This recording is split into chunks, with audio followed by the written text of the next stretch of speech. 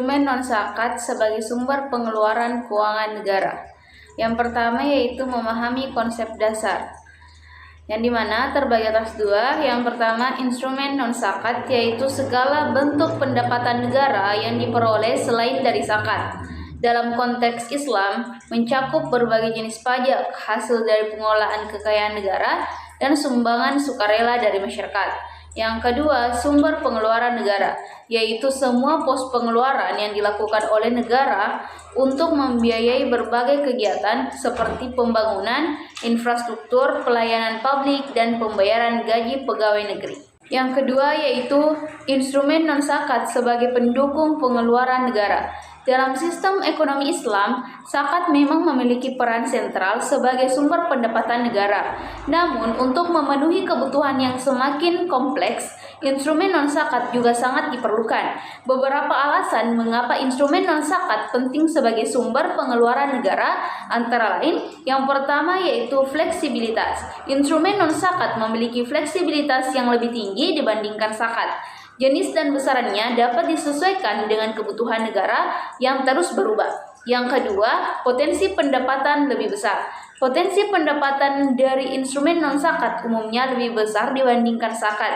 Hal ini memungkinkan negara untuk membiayai proyek-proyek besar dan jangka panjang. Yang ketiga, keadilan. Penerapan instrumen non-zakat yang adil dapat memastikan beban pajak terdistribusi secara merata di antara seluruh lapisan masyarakat. Jenis instrumen non-zakat. Secara umum, instrumen non-zakat dapat dikategorikan menjadi beberapa jenis. Yang pertama itu ada pajak.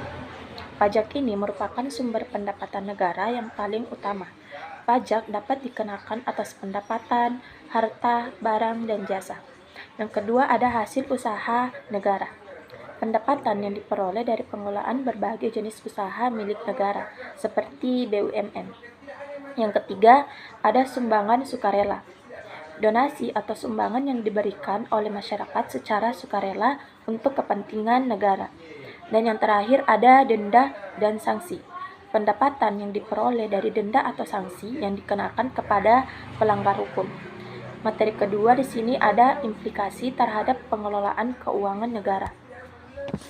Penggunaan instrumen non-zakat sebagai sumber pengeluaran negara memiliki beberapa implikasi penting.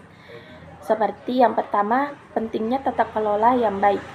Agar instrumen non-zakat dapat memberikan manfaat yang optimal, diperlukan tata kelola yang baik dan transparan. Yang kedua, ada kebijakan fiskal yang efektif. Pemerintah perlu merumuskan kebijakan fiskal yang efektif untuk mengoptimalkan penerimaan negara dari instrumen non-zakat. Yang terakhir ada distribusi pendapatan yang adil. Pendapatan yang diperoleh dari instrumen non-zakat harus didistribusikan secara adil kepada seluruh masyarakat Indonesia. Baik, peran instrumen non-zakat dalam keuangan negara. Instrumen non-zakat memiliki peran yang sangat penting dalam keuangan negara. Yang pertama itu menambah pendapatan negara. Instrumen non-zakat menjadi sumber pendapatan signifikan bagi negara selain dari pajak.